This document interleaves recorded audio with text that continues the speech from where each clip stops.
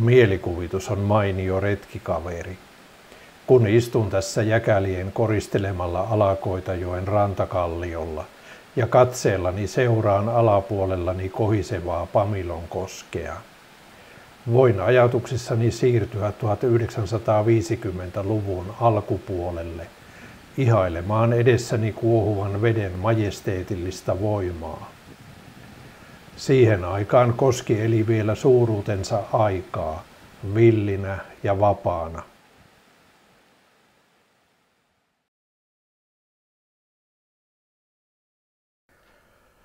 Pamilonkoski teki aikanaan voimakkaan vaikutuksen myös valokuvaajakirjailija I.K. Inhaan. Hänen saapuessaan Itä-Suomeen suuntautuneella kuvausmatkallaan vuonna 1893 Pohjois-Karjalan Enonpitäjän alueelle. Oppaana toiminut Enon mies kuljetti hänet soutuveneellään kosken alapuolelle.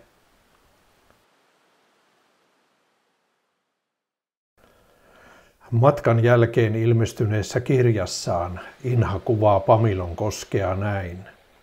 Pamilo on kuin vähennetty Imatra. Vesi pusertuu kaunismuotoisten kallioiden väliin, kiitää rajuina laineina kapeata kaltevaa solaa ja myllertelee kujan päässä leveämmällä pohjalla hurjana aallokkona. Minä saan kalliojyrkänteeltä tyytyä katselemaan virtausta, joka on vain murto-osa Inhan kuvaamasta. Siihen on tyytyminen myös vesielementin taitavalla valokuvaajalla, ystävälläni Turusen Reinolla, joka kamerallaan vangitsee kivien välissä sinnittelevää vesivanaa. Alakoitajoen vapauden aika päättyi, kun sen vedet padottiin ja johdettiin vuonna 1955 valmistuneeseen voimalaitokseen tuottamaan sähköenergiaa.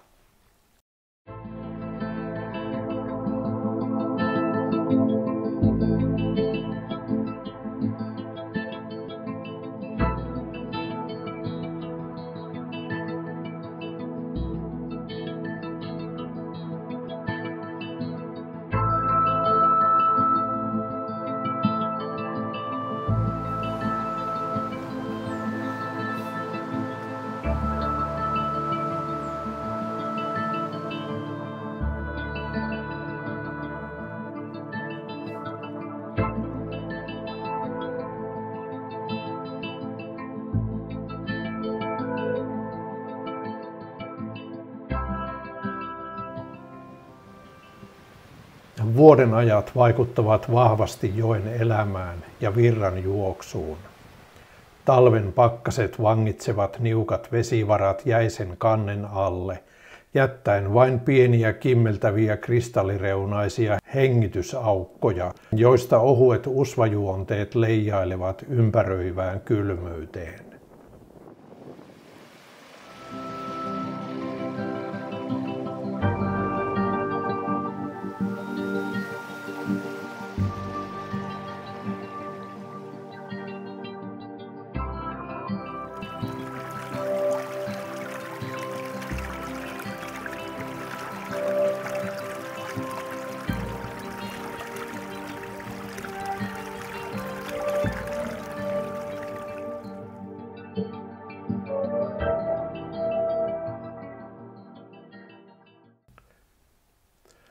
Kevään tulo elvyttää joen henkiin. Talven aikana ehtynyt virtaus saa uutta elinvoimaa rantalumien sulamisesta.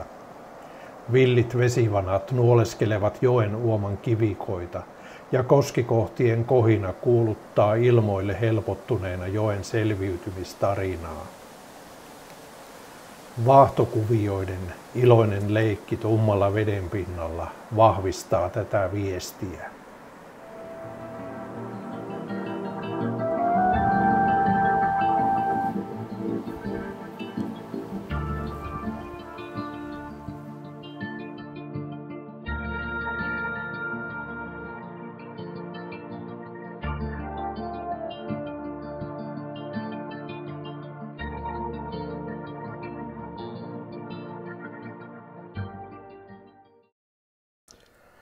Vaikka Alakoitajoen kukoistuksen ajat ovat historiaa, tarjoaa patikoiminen joen rantoja seurailevaa kivikkoista polkua pitkin upean ja monipuolisen luontoelämyksen. Sammaleiden koristelemat jääkauden muovaamat kalliot, hiidenkirnun seinämät Kuusamon pyörteissä sekä vanhan metsän rauha hivelevät kulkijan sielua ja saavat arkiset ajatukset painumaan kauas taka-alalle.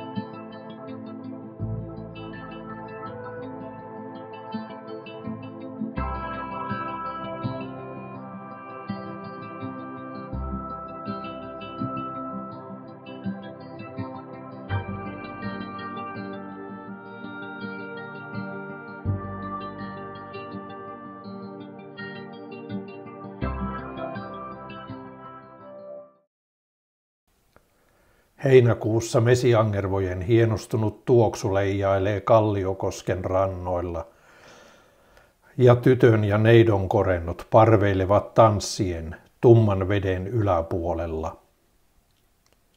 Vanhan kuusikon reunassa kukkivat vanaamot ja valkolehdokit levittävät ympärilleen ihanaa kesän tuoksua.